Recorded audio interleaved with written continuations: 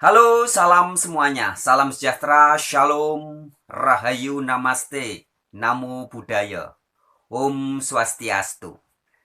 Oke sahabat-sahabat, pada video kali ini saya mau menjawab pertanyaan dari teman yang ingin mendapat pemaparan lebih jauh tentang salah satu sifat Sang Maha Kuasa, ya, atau yang disebut sebagai Dian atau God atau ilah atau Allah atau Yehova atau Yahweh yang oleh Yesus disapa sebagai Bapa, apalagi sebutannya Sang Hyang Widiwasa, apalagi terserah deh sebutannya apa ya.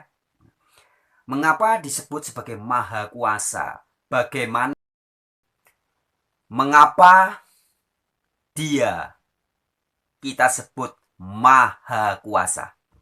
Ya jawabannya adalah karena memang kekuasaannya, powernya, energinya, spiritnya, ruhnya itu maha.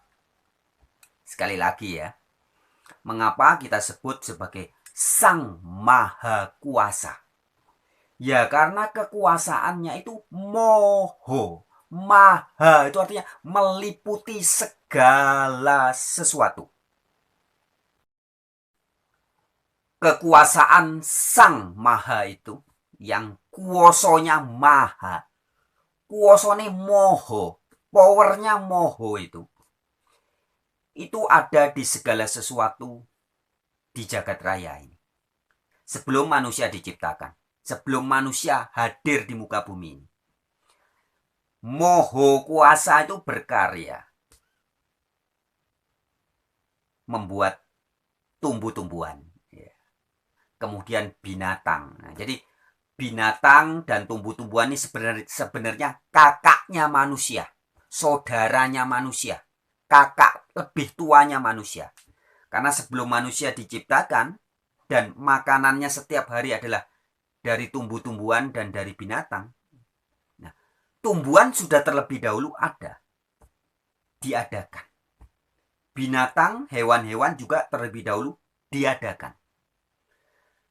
Binatang seperti yang paling kecil aja kita sebut seperti misalkan nyamuk ya, atau amuba ya, binatang-binatang bersel kecil-kecil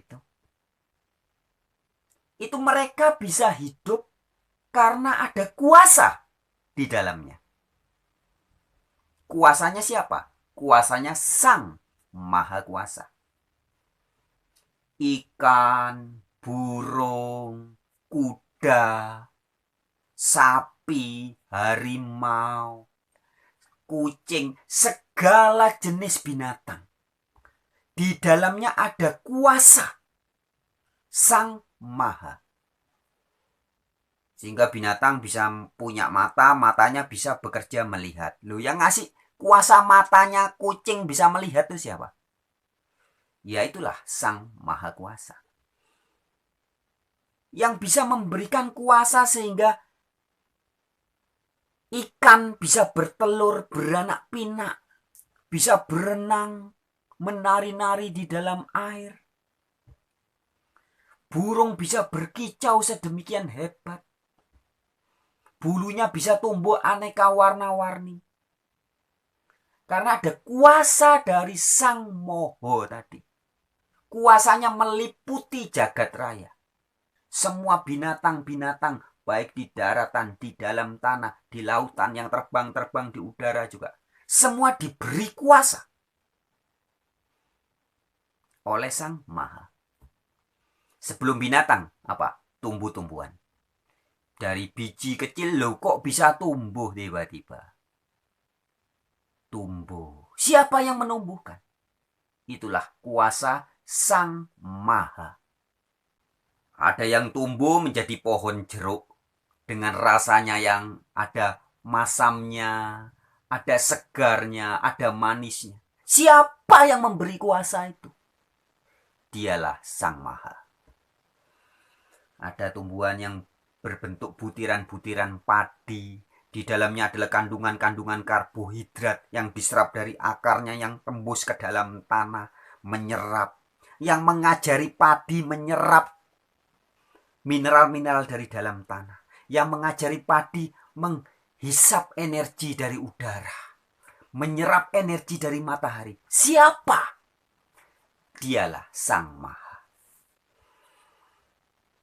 Yang mengajari pohon jati bisa punya susunan kulit dan daging pohon yang begitu bagus, begitu kokoh. Siapa? Dialah Sang Maha. Kuasanya sedemikian dahsyat, meliputi jagat raya. Aneka macam tumbuh-tumbuhan di daratan, di dalam air.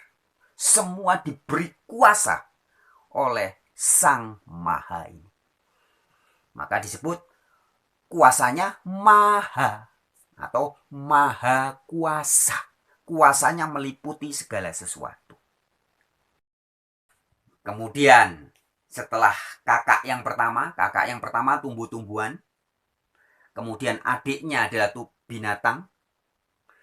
Adiknya lagi adalah manusia.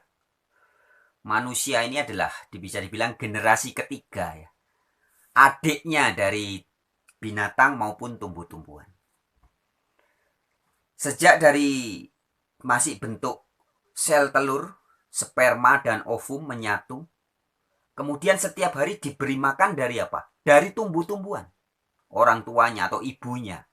Ketika masih bakal janin di perutnya, di rahimnya ya. Diberi makan dari tumbuh-tumbuhan.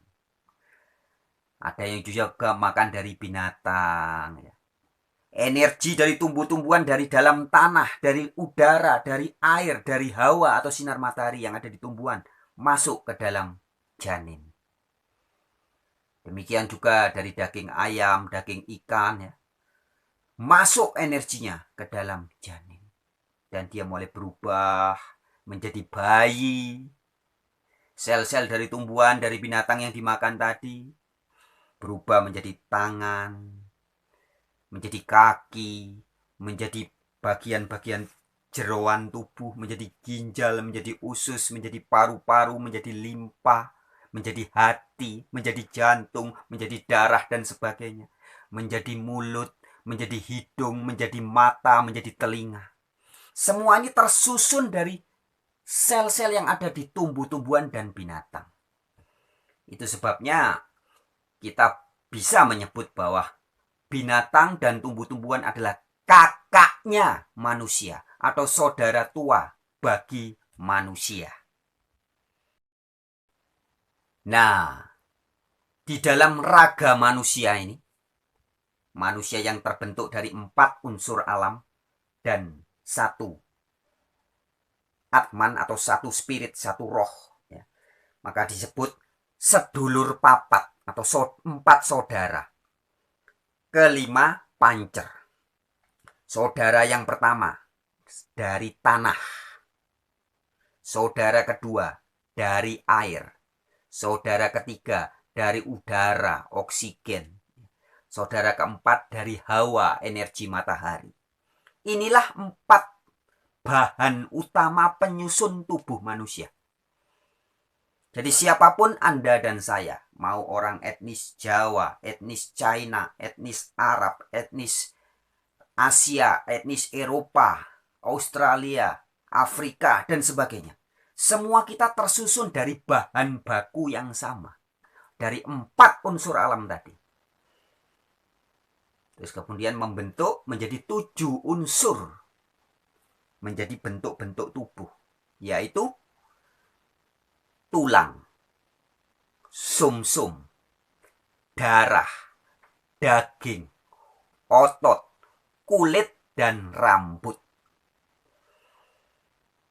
Nah, jadi semua bahan penyusun 7 bahan tubuh kita ini berasal dari kakak kita atau sedulur papat tadi. Yaitu ada yang dari sari-sari patinya binatang yang dimakan oleh ibu kita. Atau oleh dari tumbuh-tumbuhan yang dimakan oleh ibu kita. Kemudian disalurkan ke dalam rahimnya. Menjadi bahan baku yang membentuk kepala kita, mata kita, telinga kita, mulut kita, jeroan kita, kaki kita, dan segalanya. Nah, semua ini bisa terjadi karena apa? Karena di setiap unsur itu ada kuasa. Di unsur udara ada kuasa. Di unsur tanah ada kuasa. Air ada kuasa. Hawa atau matahari ada kuasa. Menyatu kuasa itu. Dan jadilah tubuh kita yang juga di dalam 7 unsurnya ada kuasanya. Di darahnya ada kuasa sehingga darah bisa mengalir. Di tulangnya ada kuasa. Di sumsumnya ada kuasa. Di kulitnya, dagingnya, ototnya, rambutnya, semuanya ada kuasa. Ya, jadi kekuasaannya itu maha menguasai semuanya. Ya. Tubuh manusia juga disebut sebagai jagat kecil atau mikrokosmos. Makrokosmosnya ya alam semesta tadi. Alam semestanya sendiri dipenuhi dengan kuasa Sang Maha Kuasa. Demikian juga dengan mikrokosmos ini. Setiap hari bisa bernafas. Kita kan tidak pernah mikir, tidak pernah nyetel diri kita supaya bernafas. Tidak. Dia bernafas sendiri. Darah tidak perlu disuruh mengalir sendiri. Jantung kita tidak pernah susah-susah menyetel jantung supaya berdetak. Tidak. Dia berdenyut sendiri. Kenapa? Karena ada kuasa dari Sang Maha Kuasa. Ya. Jadi jelas sekali ya sahabat-sahabatku. Mengapa disebut Dia Sang Maha Ada itu adalah Maha Kuasa. Karena nyata kekuasaannya itu maha memenuhi segala sesuatu, melingkupi segala sesuatu. Itu nyata, kasunyatan, kenyataan, fakta, realita. Bukan ide, bukan sekedar ide, gagasan, konsep, hayalan, asumsi, bukan, tapi nyata. Seluruh dunia bisa memiliki kuasa. Baik dunia tumbuhan, dunia binatang, dunia cakrawala alam semesta, tanah, air, udara, api, termasuk wujud manusia. Ini penuh dengan kuasa. Kuasanya siapa? Kuasanya Sang Maha itu. Sebagai contoh, betapa kuasanya Maha itu melingkupi makhluk hidup yang berwujud manusia maupun binatang. Satu contoh, ketika manusia diberi rasa haus. Diberi rasa haus. Nah, rasa haus ini adalah perintah dari Sang Maha itu untuk diisi air. Tubuh ini harus dikasih air. Perintahnya berbentuk perintah sebagai bentuk roso. Ketika kita, saya dan Anda ketiban rasa haus, itu artinya perintah atau firman dari Sang Maha Kuasa yang tidak bisa dibantah, tidak bisa dilawan, dan tidak bisa diganti dengan apapun. Ketika Anda dan saya diberi perintah, diberi firman dari Sang Maha itu untuk minum, yaitu dengan cara diberi rasa haus, tidak bisa digantikan. Misalkan ada orang kaya raya, oh rasa haus, pergilah, tak bayar 1 triliun, pergilah ke orang lain. Nggak bisa. Dan rasa itu tidak bisa diwakilkan. Anda yang haus, harus Anda yang minum. Nggak bisa karena Anda kaya, maka Anda nyuruh anak buah Anda, kamu mewakilkan saya minum ya? Nggak bisa. Dan rasa haus ini baru ngomong rasa haus, belum rasa lapar, belum rasa kebelet pipis, rasa kebelet beol, rasa ini, rasa itu, belum ya. Kita kasih contoh aja rasa haus. Rasa haus ini maha kuasa juga. Orang Jepang rasa hausnya sama nggak dengan orang Jawa? Sama. Rasa hausnya orang Australia dengan orang Arab sama. Orang beragama dengan orang tidak beragama, rasa hausnya sama nggak? Sama. Nggak pandang bulu dia.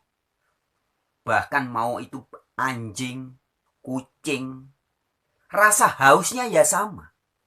Bukan karena kalau anjing diberi rasa haus, maka dia akan pergi ke tengah hutan untuk mencari makan. Tidak. Pasti yang dicari air. Bukan karena dia seorang yang ateis. Ketika orang ateis ketiban rasa haus, maka dia akan mencari tempat pipis. Tidak. Orang ateis, orang beragama, kalau ketiban rasa haus, sama. Yang dicari pasti air minum. Kenapa? Karena kuasanya ini maha. Maha. Meliputi segala makhluk. Nggak peduli orang jahat, orang baik, orang suci, orang cerdas, orang bodoh, orang gila. Kalau dikasih rasa haus, pasti yang dicari air minum. Mau orang itu gila, orang itu waras, orang itu jenius, orang itu goblok. Ketika ketiban rasa haus, pasti yang sama-sama yang dicari air. Nah, mengapa? Karena itu bukti kuasanya Sang Maha tadi. Menguasai makhluk betul-betul. Nggak bisa karena saya raja atau saya presiden dikasih rasa haus. Wah, saya nggak perlu minum. Saya tak cari uang aja. Nggak bisa. Semua makhluk ketika ketiban rasa haus, pasti yang dicari air. Semua makhluk ketika ketiban rasa ngantuk, pasti yang dicari tempat untuk tidur. Nggak mungkin ngantuk kemudian cari makanan, cari minuman. Nggak mungkin. Nah, ini artinya kuasanya itu maha. Ketika Anda diberi rasa ngantuk, Anda tidak bisa melawan. Lawan 1-2 jam, 1-2 hari, nggak bisa.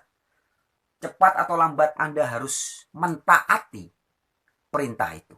Tidur. Dikasih rasa haus, harus mentaati perintah itu. Minum. Dan ini meliputi segala suku bangsa, tidak pandang bulu. Karena kuasanya maha. Oke sahabat-sahabat, sekian video kali ini, kita lanjutkan di video yang lain. Terima kasih. Shalom, salam. Rahayu, namaste, namo buddhaya. Om Santi Santi Santi Om.